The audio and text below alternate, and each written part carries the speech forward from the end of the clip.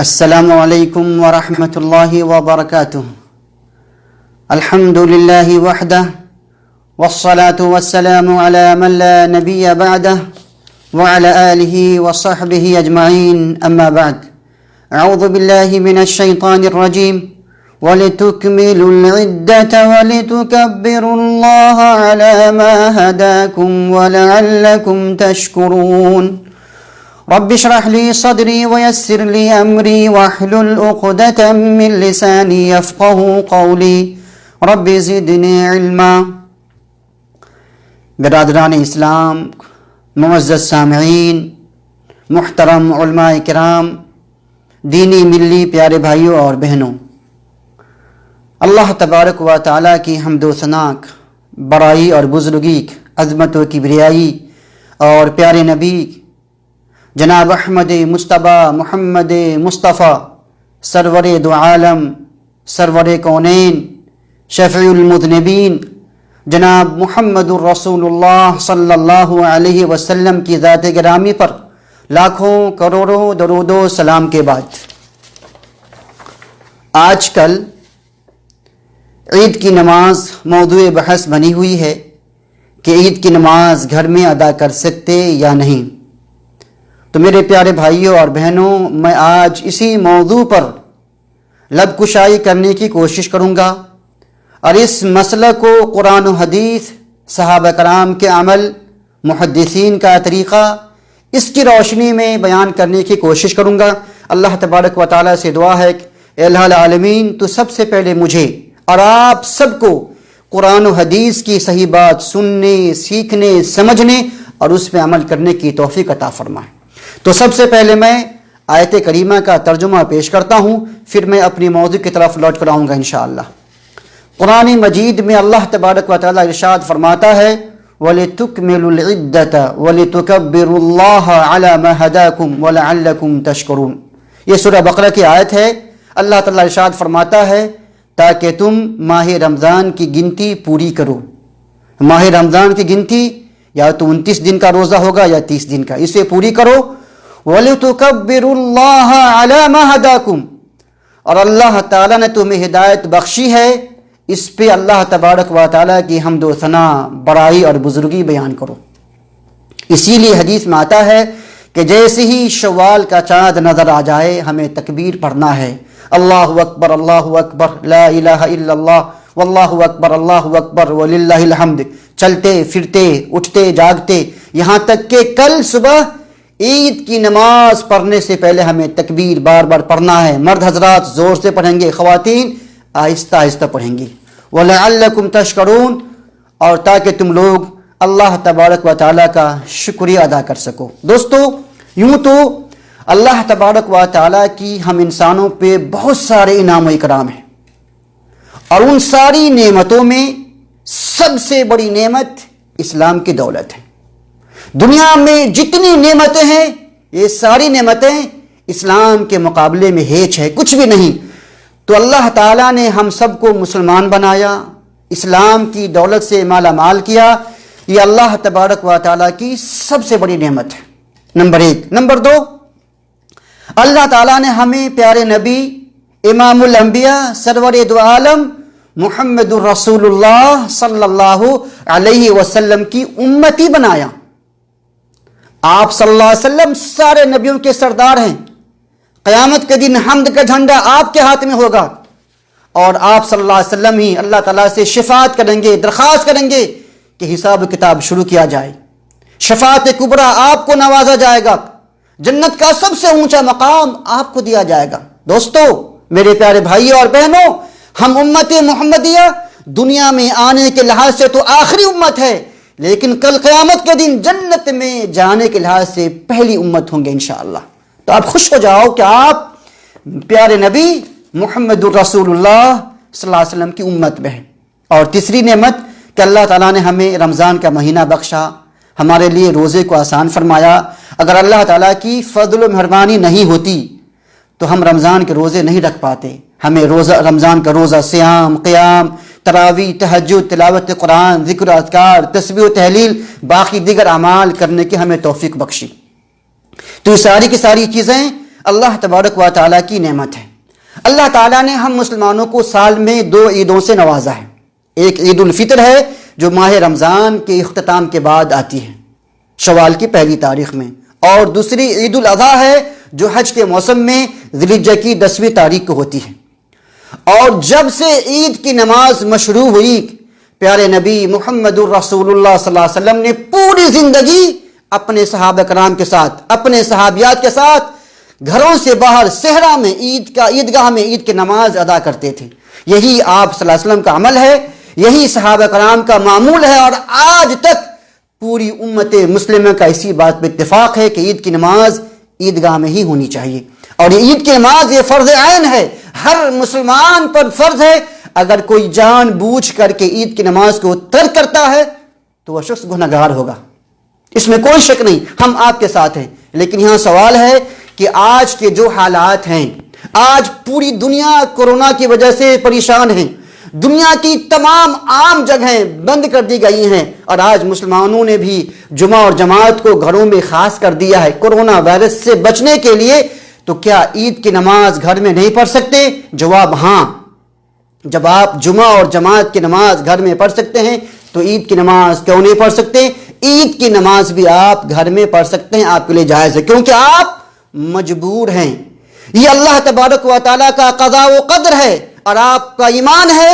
ایمان 6 چیزوں پہ ایمان لانے کا نام، اس میں سے کیا ہے؟ وَتُؤْمِنُوا بِالْقَدْرِ خَيْرِهِ وَشَرِّهِ، کہ تقدیر کی اچھائی اور برائی پہ ایمان لانا ایک ایمان کا ایک رکن ہے، مومن کی پہچان ہے۔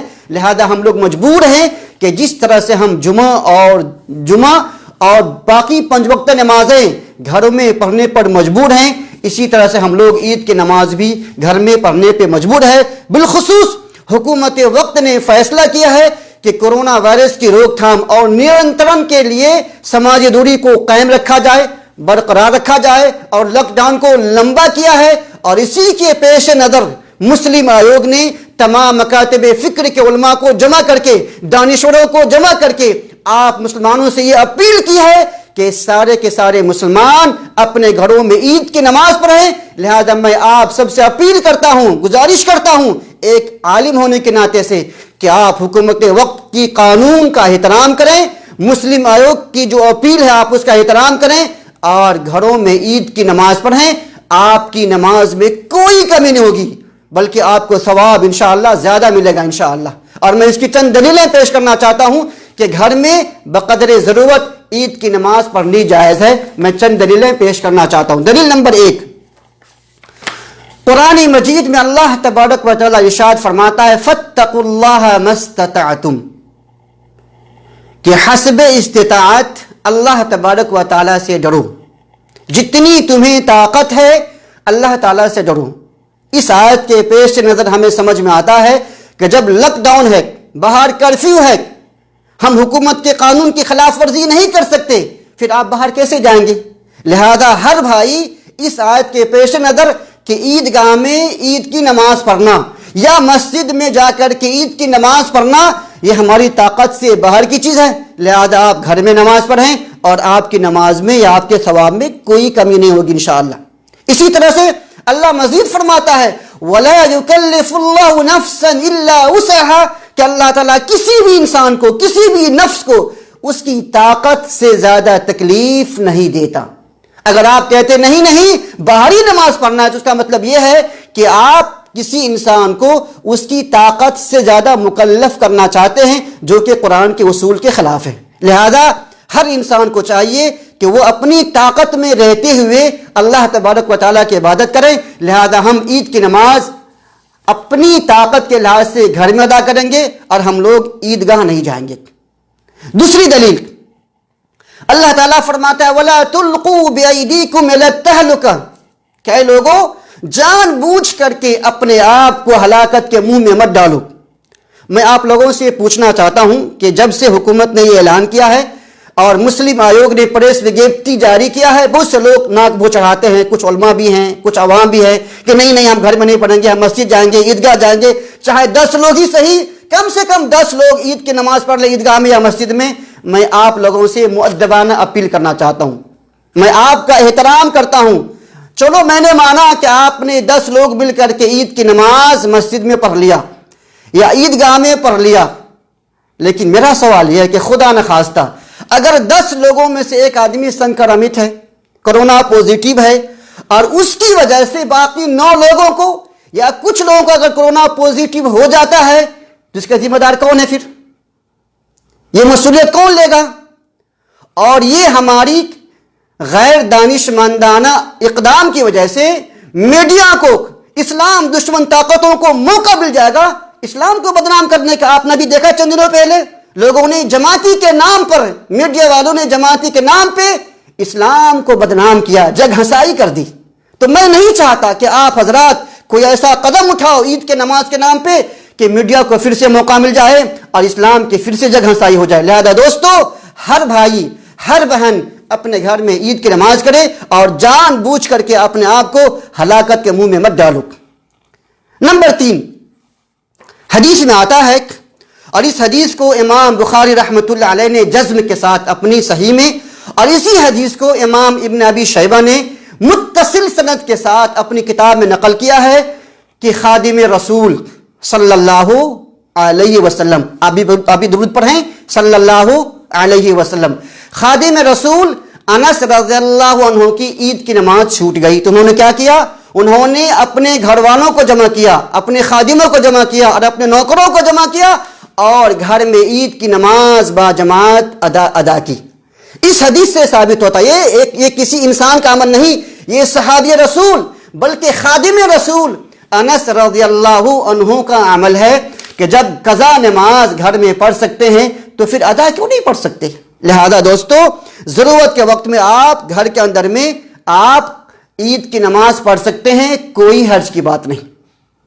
اور اس کی تائید اس حدیث سے ہوتی ہے جس میں پیارے نبی محمد الرسول اللہ صلی اللہ علیہ وسلم نے ارشاد فرمایا ہے، ما نہیتکم عنہ فاجتنبوہ، اور یہ حدیث مسلم شریف کی روایت ہے کہ میں تمہیں جن چیزوں سے روکتا ہوں اس سے رک جاؤ، اجتناب کرو، وما امرتکم بہ، اور میں نے تمہیں جن کاموں کا حکم دیا ہے، آرڈر دیا ہے، فافعلوا منہ ما استطعتم، جتنی طاقت رکھتے ہو اتنا کرو۔ دیکھیے، میں نے جن کاموں سے روکا اس سے رک جاؤ، اجتناب کرو، اس کو چھوڑ دو، لیکن جس کا میں نے تمہیں حکم دیا ہے، امر بالمعروف، آپ کے جو آدیش ہیں، نبی کا جو فرمان ہے، اس میں جتنی طاقت ہے اتنا عمل کرو۔ اور بعض روایت میں ہے فاتوا منہ ما استطعتم، جتنی طاقت ہے اتنا عمل کر لو۔ اس حدیث سے سمجھ میں آتا ہے کہ جب انسان کی طاقت سے باہر ہے، عید کی نماز مصلی میں پڑھنا، عیدگاہ میں پڑھنا یا مسجد جانا، لہذا وہ لوگ کیا کریں گے؟ اپنی طاقت کے لحاظ سے قانون کا احترام کرتے ہوئے، مسلم آیوگ کی پریس وگیپتی کا اہتمام کرتے ہوئے ہم کیا کریں گے؟ اپنے گھر میں ہی عید کی نماز پڑھیں گے، اور ایسا کرنے میں کوئی حرج کی بات نہیں۔